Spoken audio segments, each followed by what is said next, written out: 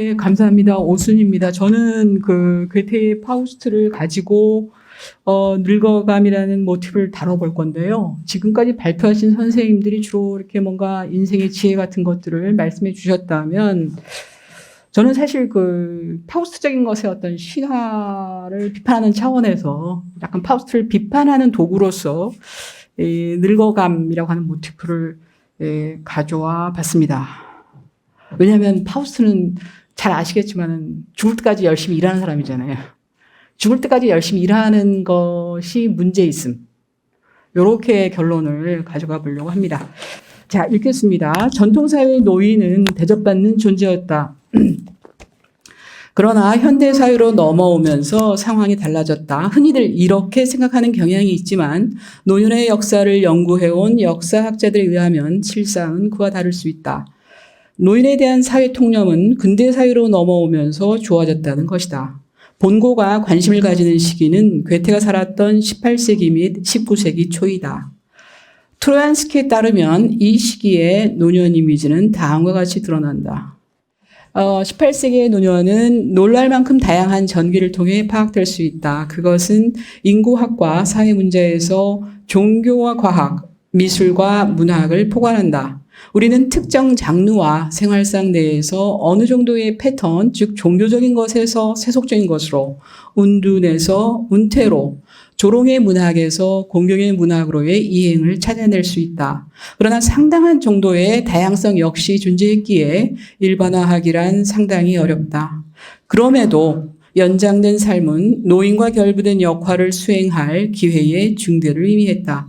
노인의 이미지는 부드러워졌던 듯 싶다. 단지 죽음을 준비하는 것 이상으로 삶의 경험이 존중되었다.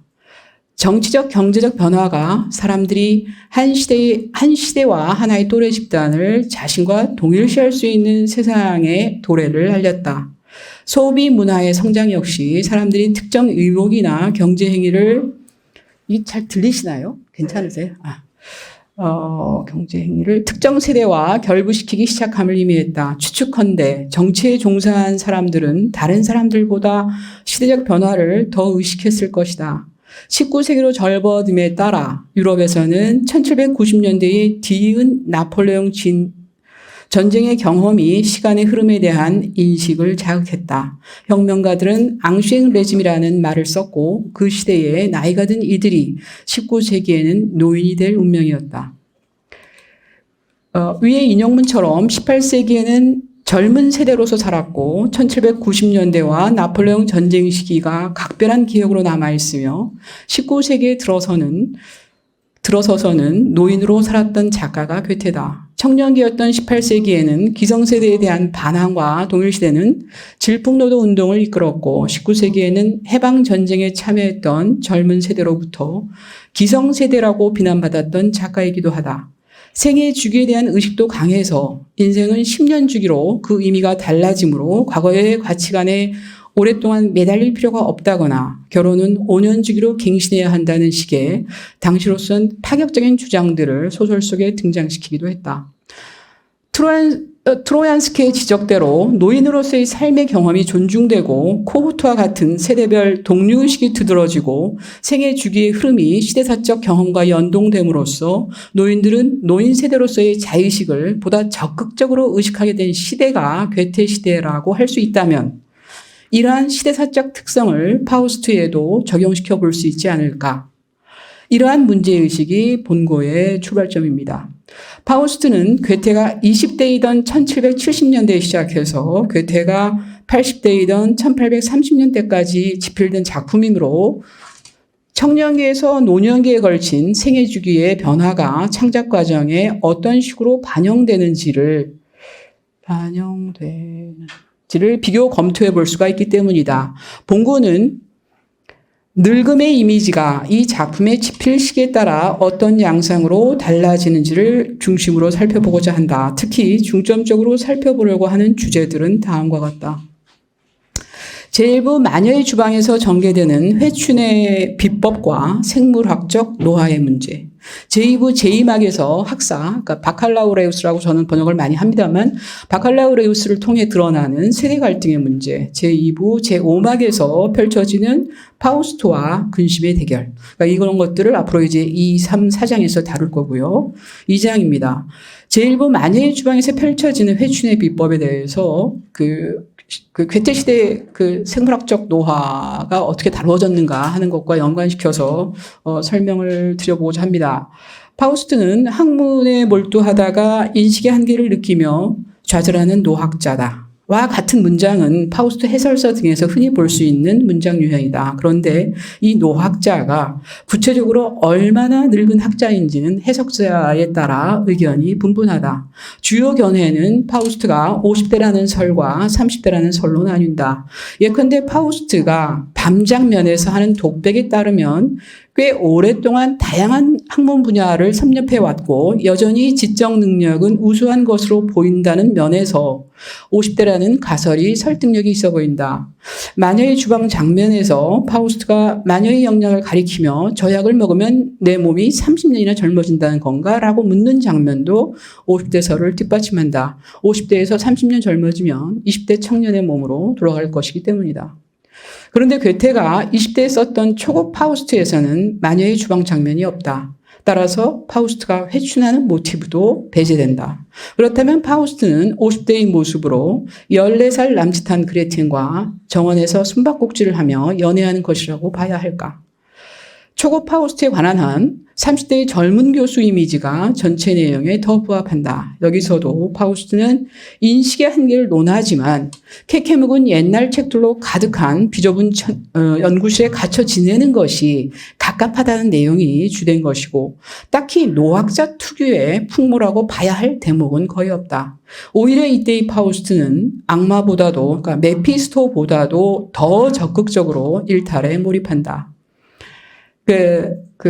아울박스 켈러죠. 술집에서 적극적으로 분위기를, 그러니까 파우스트가 주도합니다. 나중에는 이게 다 메피스토의 역할로 넘어가는데요. 술집에서.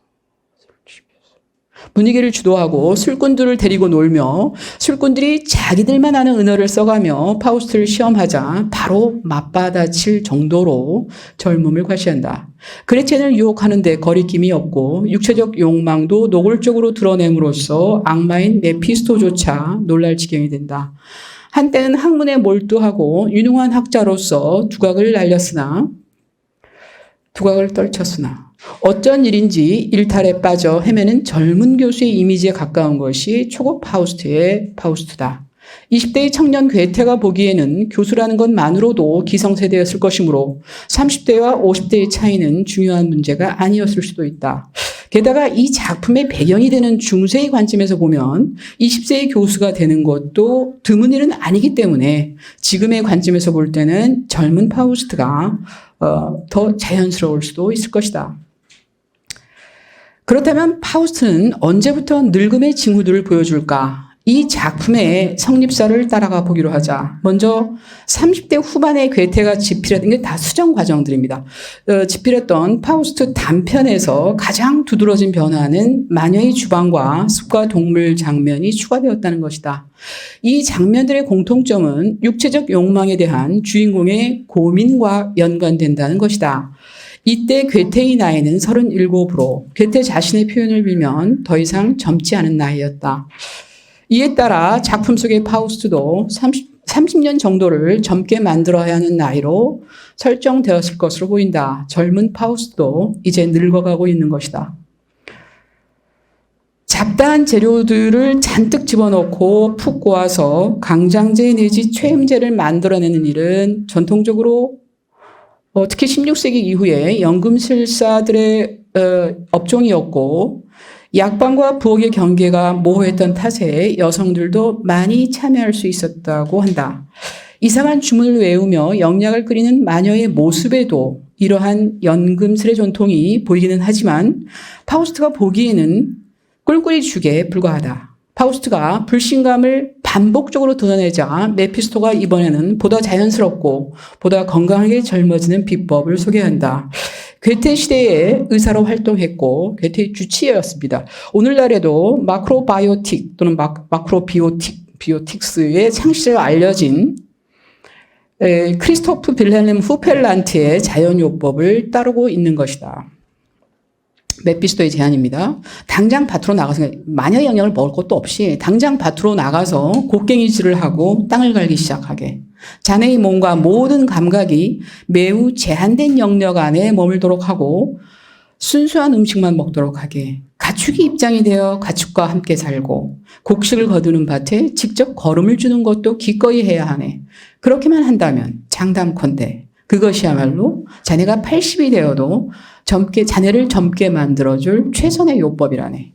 자, 이게 이제 악마의 이야기지만 사실은 당대로서는 굉장히 그 최첨단의 그 강단 그 임상요법에 반하는 그 사회운동가의 그 처방이었다는 것이죠. 메피스토가 소개하는 후펠란트의 자연요법은 환자의 생활 방식을 바꾸고 더 나아가 생활 환경 및 인생관 자체를 자연 친화적으로 바꾸는 것이 특징이다. 특정 환부를 집중적으로 치유하는 임상의학과 대척점에 서 있는 것으로 사이비의학으로 규정될 때도 있지만 오늘날에는 광의의 대체의학으로 간주된다. 파우스트의 회춘 모티브에 18세기 유행하던 대체의학적 자연요법이 등장하고 있다는 점에서도 노년의 역사에서 19세기 특징이라고 부르는 노년의학의 단초들을 엿볼 수 있을 것이다. 늙음의 징후인 육체적 노화에 대해 전통요법과 당대 최신요법이 경합을 벌이고 있는 셈입니다. 그러니까 저는 한편으로 아까 제가 본 노년의 역사에서 하는 어떤 문학이나 예술 같은 것들이 그 노년담론의 그 한 축이자 또 그런 것들을 이렇게 앞당기기도 했다라는 그 관점을 한번 파우스트에 이렇게 적용시켜보는 그 시도를 제가 지금 계속 하고 있는 겁니다. 이게 맞을지는 더 봐야 될 것 같고요. 파우스트 제1부의 최종 버전은 괴테가 50대이던 1806년에 완성된다. 파우스트도 더 늙은 듯하다. 청년기 버전에서는 두를 수 없었던 다양한 고민들이 토로된다. 재산도 없고 돈도 없고 부귀도 명예도 없다는 신세 한탄도 이때 나온다.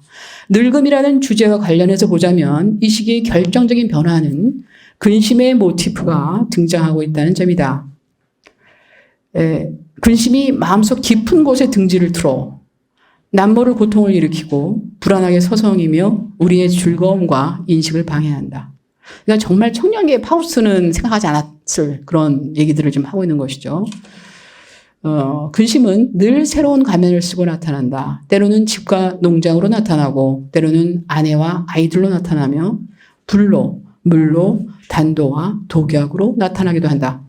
일어나지도 않을 일 때문에 불안해하며 떨고 잃어버릴 염려가 없는 것에 대해서도 잃어버릴까 걱정하게 만드는 것이 근심이다. 결국 괴테가 20대일 때 파우스트도 젊었고 괴테가 30대 후반일 때 파우스트의 젊음은 끝나갔으며 괴테가 50대일 때는 가정과 식소를 걱정하며 늙어가는 파우스트의 모습이 완연해진 것이다. 자, 그 다음에는 이제 파우스트 2부로 넘어갑니다. 이게 이제 괴테가 더 이제 늙어가면서 쓴 대목이고요. 거기에 2막에 이제 젊은 학사가 이제 파우스트의 복장을 하고 있는 메피스토를 보면서 이제 늙은 파우스트인 줄 알고 이제 막 공격해 대는 요 대목인데 저는 이게 이제 어떤 늘 변혁기마다 그러니까 어느 세대나 세대 갈등은 있지만 이런 것들을 이렇게 집단적으로 할 때는 알겠습니다. 그런 변혁기에 더 있는 것 같아서 그 문제로 연결해 보면 어떨까 생각했습니다. 괴테는 스스로 세계사의 산중이었다고 할 정도로 근대서구의 중요한 정치 변혁기를 다 겪었다. 어린 시절 밥상머리에서 듣고 자랐던 7년 전쟁부터 미국 독립전쟁, 프랑스 혁명, 나폴레옹 시대에 이르기까지 옛 것과 새 것이 강하게 충돌하는 지점들을 두루 지났다. 프랑스 혁명기에는 발미 전투의 현장에 있었고 나폴레옹 시대에는 독일을 거쳐 러시아를 오가는 나폴레옹을 직접 만났다. 초고 파우스트는 미국 독립전쟁 무렵에 시작되었지만 이로부터 다시 30년이 지난 나폴레옹 시대에 파우스트 제1부의 최종본이 출간된다. 파우스트 제2부는 다시 한참 동안 휴지기 상태로 머물다가 나폴레옹이 죽은 이후에야 재개되는데 그 사이 기간에 독일 문화계를 주도한 것은 낭만주의 세대였고 이들은 공통적으로 반 나폴레옹 정서를 보여주는 그 민족주의 경향을 보이고 있었다. 괴테처럼 전쟁에 반대하는 지식인들은 공공의 적이라도 되는 것처럼 강한 비판을 받는 일도 비일비재했다. 괴테는 이러한 청년 세대의 분위기를 제2부 제2막에 나오는 학사 바칼라우레우스의 이미지에 담고 있다. 청춘의 혈기에서 자신의 우월성을 내세우고 기성세대의 고답성을 비우는 이 청년의 태도는 다음과 같은 구절에서 절정에 이른다. 30살이 넘으면 이미 죽은 거나 마찬가지죠. 최선책은 당신 같은 사람들을 제때 죽이는 겁니다. 괴테 자신은 바칼라우레스의 모습이 해방전쟁 시기에 청년 세대가 보여주었던 오만함을 풍자한 것이라고 설명하고 있지만 바칼라우레스의 모습에서 피히테나 쇼펜하우어의 이미지를 찾아내는 연구들도 있다. 바칼라우레스의 언사는 기성세대에 대한 국도의 불신을 넘어 당대 절대적 주권지 경향까지 아울러 풍자하는 것처럼 보이기 때문이다. 예컨대 다음과 같은 구절들이 그러하다. 이제 바칼라우레스가 이제 막 흥분해서 하는 말이죠. 이 세상은 내가 창조하기 전에는 존재하지 않았습니다. 태양은 내가 바다에서 끌어올린 것이고 달이 차고 기우는 것도 나와 더불어 비로소 시작된 것이죠. 그러나 바칼라우레우스를 대하는 메피스토의 태도는 분노보다는 너그러운 아량에 가깝다. 기성세대에 대한 청년세대의 적대감은 늘 있었고 앞으로도 계속되리라는 것이 이제 여든을 넘긴 작가 괴테의 생각이기 때문이다. 이로써 괴테 문학의 노년 담론이 주목하는 양상 중에서 두 가지가 나온 셈이다. 하나는 육체적 노화의 의학적 처리 문제이고 또 하나는 노인 인구의 증가로 인한 세대 갈등 및 패러다임 변화의 연동 문제다. 이제 괴테의 작품에서 드러나는 마지막 양상은 괴테 자신이 고령의 나이에 이르러 집필했던 파우스트 제2부에서 표출된다. 장수한 노인의, 그러니까 여기서 이제 한마디로 하자면 장수한 노인의 정체성 문제이다. 이를 위해 괴테는 파우스트의 나이를 초고령의 나이로 등장시키고 있다. 파우스트는 초고령의 나이에도, 보통은 그냥 매우 늙은 이런 뜻인데요. 초고령의 나이에도 불구하고 지칠 줄 모르고 일하는 노익장을 과시하는데 그럼에도 불구하고 찾아오는 근심 앞에서는 속수무책이다. 근심은 늙음의 본질과도 같은 것이기 때문이다.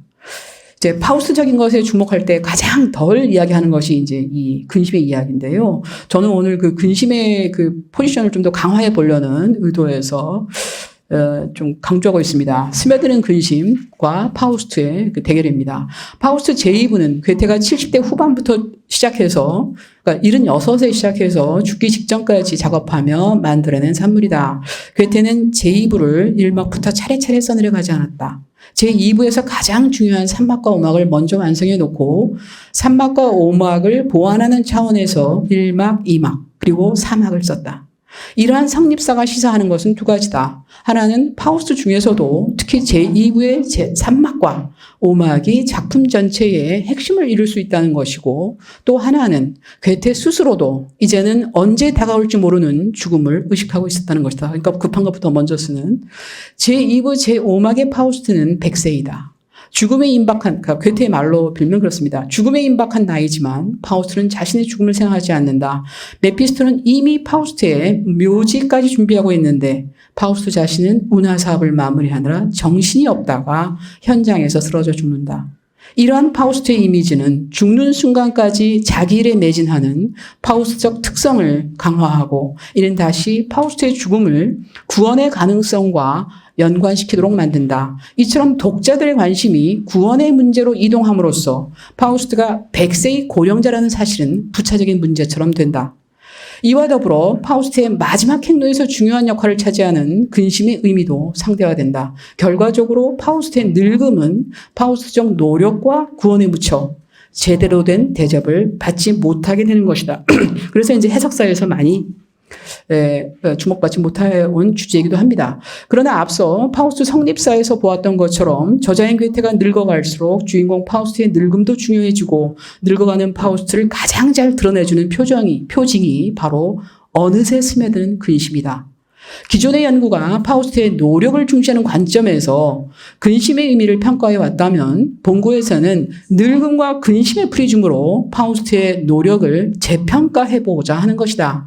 이러한 의미에서 주목할 것은 제5막의 주요 인물들이 주로 노인들이라는 사실이다. 파우스트는 물론이고 오막의 도입부에 등장하는 필레몬과 바우키스 부부, 그리고 뒤이어 등장하는 근심의 알레고리와 그녀의 자매들도 모두 백발노인들의 모습을 하고 있다. 먼저 필레몬과 바우키스를 보자. 가진 것이라고는 작은 오두막이 전부인 노인들이다. 이들의 거처로 들어가는 입구에는 오래된 보리수가 지키고 있고 그 근처에는 작은 예배당이 있다. 이 부부가 사는 언덕에서 더 나가면 파우스트의 궁전이 서 있고 그 앞에는 직선으로 길게 뻗은 대운하가 파우스트의 중요 업적처럼 위용을 자랑하고 있다. 공간의 외양만 비교한다면 필레몬과 바우키스 부부는 매우 늙었고 파우스트는 한창 나이의 사업가처럼 보일 것이다. 그러나 양쪽 모두 고령의 나이라는 사실을 고려한다면 이들의 관계는 거대한 권력자의 세계가 조용히 살아가는 노부부를 밀어내는 구조가 아니라 고령의 괴테가 그려내는 늙음의 두 유형이 해안가에 나란히 있는 것처럼 해석할 수도 있을 것이다. 말하자면 파우스트적 늙음과 필레몬, 바우키스적 늙음이 대조되고 있는 것이다.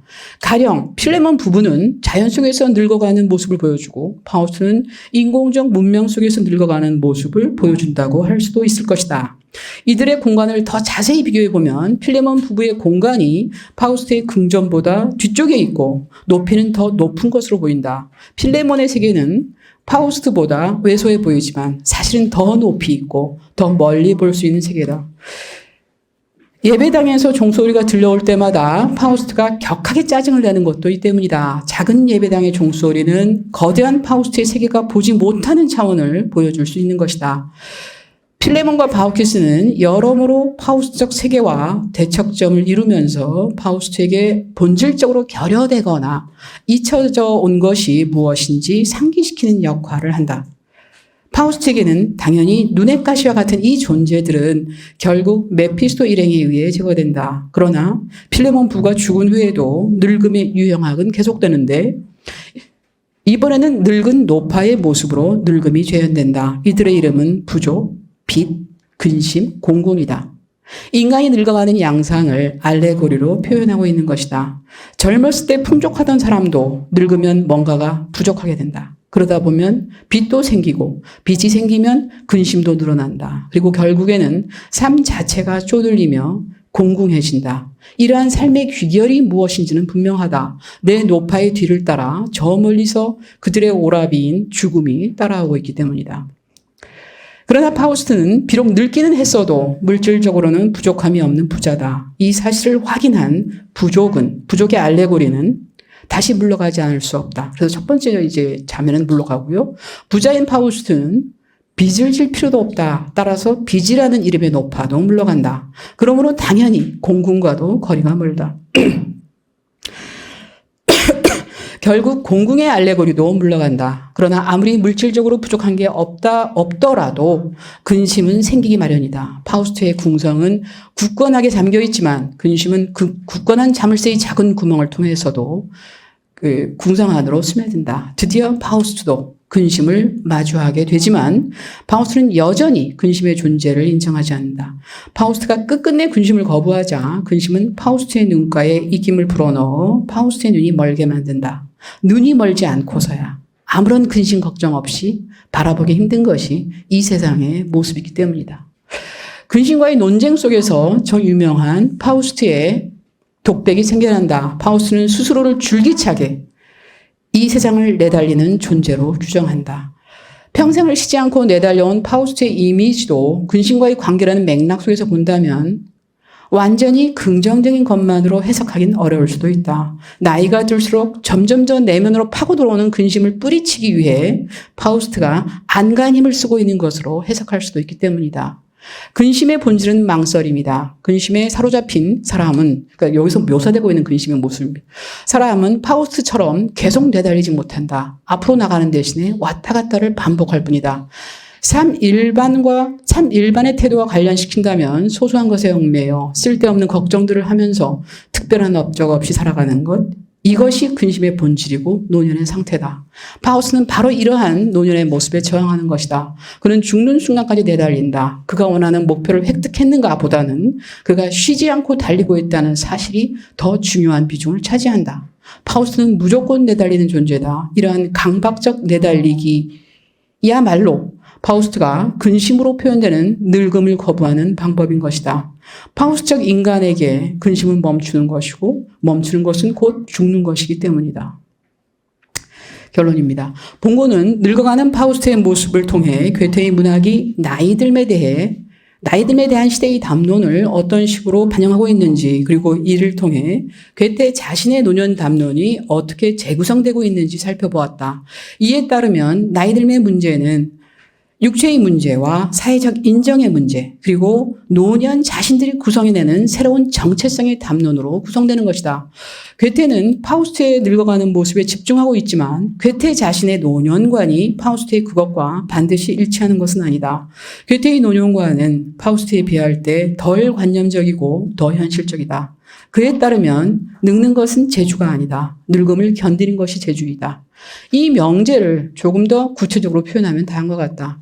고령의 나이가 되면 세월은 예전에 그토록 친절하고 순수하게 우리에게 가져다 주었던 것들을 다시 차근차근 빼앗아갑니다. 이럴 때는 아직도 남은 것이 무엇인지 정확히 파악하고 그것에 대해서 감사하는 것이 우리가 우리 자신과 세계에 대해서 지켜야 할 최우선의 의무라고 생각하는 것이죠. 네, 여기까지입니다. 감사합니다.